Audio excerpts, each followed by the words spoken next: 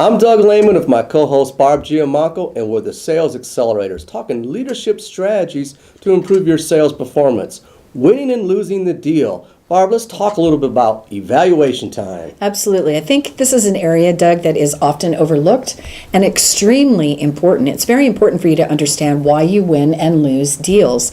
And even if organizations do spend the time doing the evaluation, sometimes they're looking more closely at why they lost, but not the win. And I think you need to know why you won, don't you? Celebrate the wins and have some consistency and continue that process. That's right. If you know why you won, then you can replicate that. You can make sure that other reps follow those same sorts of steps or process. So you really do have to know why you won and lost. But here's the thing, Doug. Even if you have a process inside your organization, the process usually goes something like this. No, it was the price. No, it was that. You know, there's a lot of assumptions that are being made. Exactly, but let's focus on the loss now.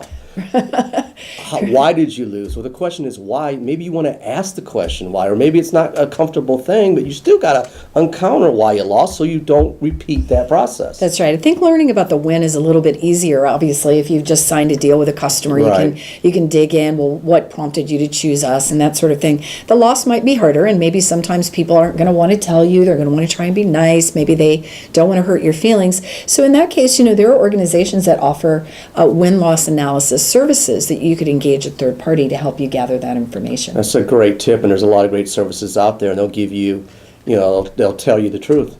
Well, and sometimes it's easier for somebody to talk with someone who's an independent, especially on the loss piece of it. Again, a lot of people don't want to feel like they're hurting somebody's feelings by telling them, what went wrong. But it's important to know, because if you don't know, you can make the same mistakes over and over again, and that's just not good. What about mistakes during the sales process? And I'm talking about a situation where the customer wants to buy, they're giving you the buy signal, and you might be not focused on your game, you just might not want to close at that time. And it goes both ways. Yeah, it does. Well, and also, I think sometimes people get so hung up, they're caught up in their script, and they're not listening and recognizing that, okay, the buyer, the buyer's ready to go. Stop talking, right, and move the deal forward.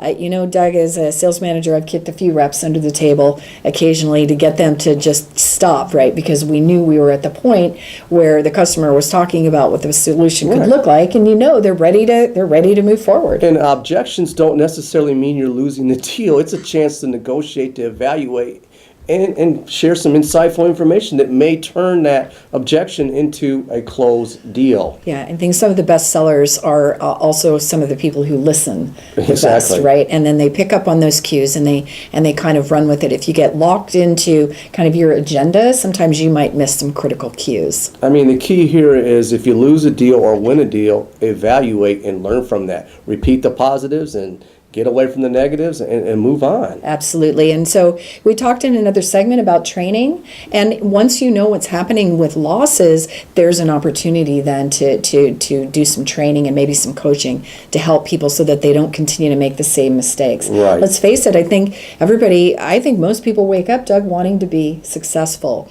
And for sales leaders in particular, that's your job, to help people be good at what they do. Yeah, you want to be perceived as successful, you want to convey value to your customers, and you want to be a thought leader in the industry who doesn't. Absolutely. And you want to win deals. You bet. Well, that's why we're in sales, right? That's exactly it. I'm Doug Lehman with my co-host Barb Giamanco. We're the Sales Accelerators. We talk leadership strategies to improve sales performance. Remember to connect, collaborate and close.